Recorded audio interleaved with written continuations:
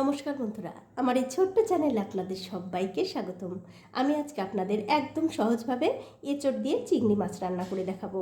আশা করি এই রান্নাটা দেখার পর আপনাদের ভালো লাগবে। তো এঁচড় চিংড়ি রান্না করার জন্য দেখতে পাচ্ছেন এখানে আমি একটা ছোট্ট এঁচড় কেটে ধুয়ে পরিষ্কার করে নিয়েছি, আর তার সাথে নিয়েছি কিছু চিংড়ি মাছ। এবারে এই মাছগুলো আমি নুন হলুদ দিয়ে মাখিয়ে নেব। তো দিয়ে দিলাম স্বাদ মতো নুন, আর দিয়ে দিচ্ছি হলুদের গুঁড়ো। এবারে মাছগুলো ভালো করে মাখিয়ে নিতে হবে। দেখুন মাছ মাখানো হয়ে গেছে। এবারে যে এঁচড়গুলো আমি কেটে রেখেছিলাম সেই এঁচড়গুলো একটা প্রেসার কুকারে দিয়ে দিচ্ছি। তারপর দিয়ে দেব স্বাদ মতো নুন আর একটু হলুদের গুঁড়ো। তারপর এর মধ্যে সামান্য একটু জল দিয়ে প্রেসার কুকারের ঢাকাটা বন্ধ করে দুটো আমি সিটি দিয়ে নেব। তো দুটো সিটি কিন্তু পড়ে গেছে, আর দেখুন এঁচড়গুলো কিন্তু কত সুন্দরভাবে সেদ্ধও হয়ে গেছে। এখন আমি এই এঁচড়গুলো জল থেকে খুব ভালো করে জল ঝরিয়ে নেব।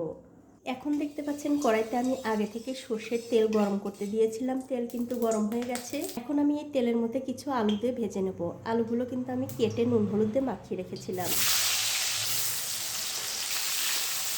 তো এই যে দেখুন আলু কিন্তু ভালো করে ভাজা হয়ে গেছে। এই আলুগুলো আমি তুলে নিচ্ছি। আলুগুলো তুলে নেবার পর ওই তেলের মধ্যেই আমি ভেজে নেব আগে থেকে মাখিয়ে রাখা সেই চিংড়ি মাছ। তো এই দেখুন মাছগুলো ভাজা হয়ে গেছে। এই মাছগুলো আমি তুলে নিচ্ছি। মাছগুলো তুলে নেবার পর ওই তেলের মধ্যেই ভেজে নেব আমি আগে থেকে সেদ্ধ করে রাখা এঁচড়। এই দেখুন এঁচড়গুলো কিন্তু আমি খুব ভালো করে ভেজে নিয়েছি। এই এঁচড়গুলো আমি তুলে নিচ্ছি। এঁচড়গুলো তুলে নেবার পর ওই কড়াইতে আরও একটু তেল দিয়ে দিলাম।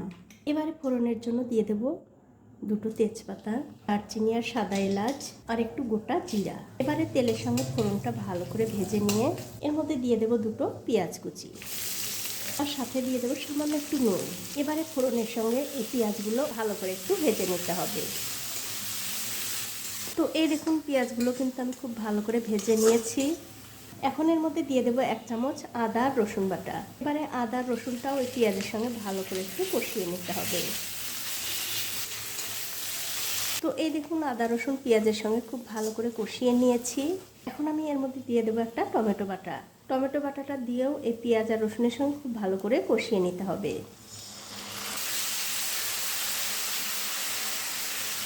তো এই যে সব কিছু দিয়ে কিন্তু মশলা আমি খুব ভালো করে কষিয়ে নিয়েছি। এখন এর মধ্যে দিয়ে দেবো ধনিয়ার গুঁড়ো, হলুদের গুঁড়ো, জিরার গুঁড়ো, লঙ্কার গুঁড়ো, আর দেবো স্বাদ মতো নুন। তারপর এর মধ্যে সামান্য একটু জল দিয়ে খুব ভালো করে এই মশলাটা কষিয়ে নিতে হবে।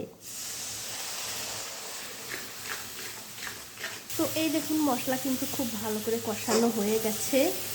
এখন আমি এর মধ্যে দিয়ে দিচ্ছি আগে থেকে ভেজে রাখা সেই আলু, আর তার সাথে দিয়ে দেবো ভেজে রাখা সেই এঁচড়। তারপর সব কিছু একটু মশলার সঙ্গে ভালো করে মিশিয়ে দিতে হবে। তো এই দেখুন আলু আর এঁচড় কিন্তু মশলার সঙ্গে খুব ভালো করে মেশানো হয়ে গেছে। এবারে গ্যাসের ফ্লেমটা বাড়িয়ে দিয়ে এর মধ্যে ঝোলের জন্য দিয়ে দেবো গরম জল। তারপর জলের সঙ্গে আলু আর এঁচড়টা ভালো করে জলের সঙ্গে মিশিয়ে দিয়ে এর মধ্যে দিয়ে দিচ্ছি কাশ্মীরি লঙ্কার গুঁড়ো। তারপর আবার একটু ভালো করে মিশিয়ে দেব। তারপর যখন দেখবেন ঝোলের মধ্যে বলক এসে গেছে তখন ওপর দিয়ে দিতে হবে আগে থেকে ভেজে রাখা সেই চিংড়ি মাছ।